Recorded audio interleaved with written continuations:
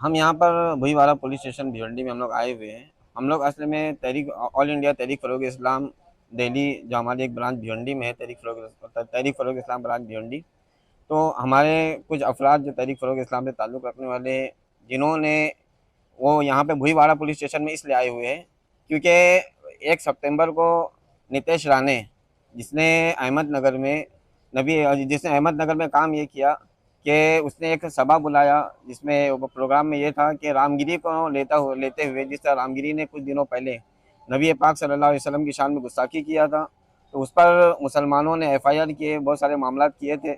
लेकिन नितेश राणे ने जो उसके प्रोग्राम में 1 सितंबर को जो उसका प्रोग्राम हुआ, उसके अंदर उसने ये कहा कि अगर मुसलमान रामगिरी के ताल्लुक़ से कुछ मस्ती करते हैं तो हम तमाम लोग जो है मुसलमानों की मस्जिदों में घुसकर मुसलमानों को जो है उन्हें चुन चुन कर मारेंगे और किसी को भी जो है हम छोड़ेंगे नहीं। और उसने ये भी कहा कि मुसलमान जब सजदे में जाते हैं तो सजदे से उठने से पहले पहले हम उनको जो है ख़त्म कर देंगे, उनको नहीं रखेंगे। गोया क्या वो खुलेआम ये कह रहा है कि हम फसाद करेंगे और मुसलमानों का कत्लेआम करेंगे, जबकि एक एमएलए को इस तरह बोलना बिल्कुल भी जो है उसका इस तरह कहना बिल्कुल से शोभा नहीं देता।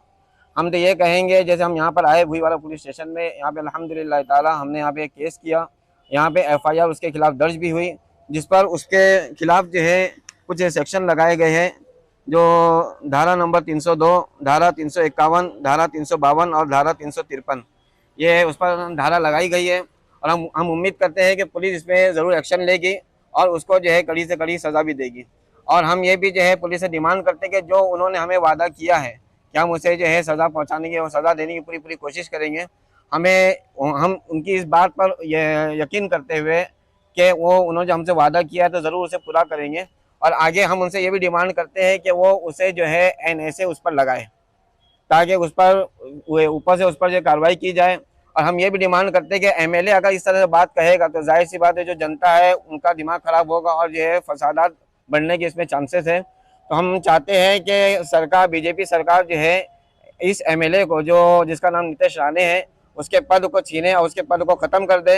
बल्कि ख़त्म इस तरह आसानी के साथ ना करे, बल्कि गेटवे ऑफ इंडिया पे उसको खड़े करके वहाँ पे सबके सामने उसका जो है पद ख़त्म करे, ताकि आइंदा कोई दूसरा एमएलए जो मंत्री होगा वो इस तरह कहने की हिम्मत ना करे।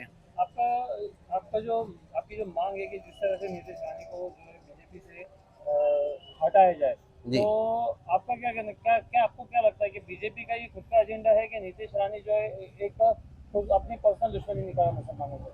मुमकिन है कि बीजेपी का जो एजेंडा भी हो, क्योंकि बीजेपी को इलेक्शन जितना है कि हर तरफ से तो पिछले बीजेपी का एजेंडा रहेगा तो फिर उसको किस तरह से निकालेंगे, फिर कैसे निकालेंगे? हम हमारी तरफ से जितना हो सके कानूनी कार्रवाई हम पूरी करने की कोशिश करेंगे। बाकी अगर वो नहीं करते हैं तो हमें कुछ समझ में आ जाएगा ये सरकार कितना कानून पे चलती है, कितना कानून पे नहीं चलती है। हमने तो कानून पे यकीन किया है कि कानून ज़रूर हमारा साथ देगा।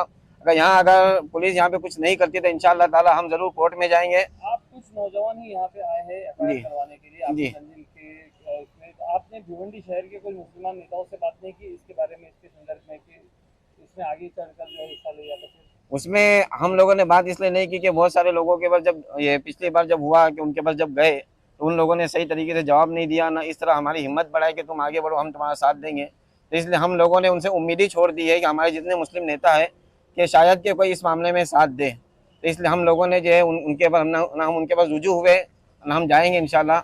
हमारे पास एक कानूनी कार्रवाई है कि हम कानूनी कार्रवाई करके जब हम हमारी मांग को पूरी कर सकते हैं तो हम कोशिश करेंगे कि इसी कानून के जरिए हम आगे बढ़ेंगे इंशाल्लाह। कोई बड़ा पुलिस ने एक्सप्रेस न्यूज हिंदी पर वीडियो देखने के लिए करें लाइक, शेयर और सब्सक्राइब। बेल आइकन दबाना ना भूलें।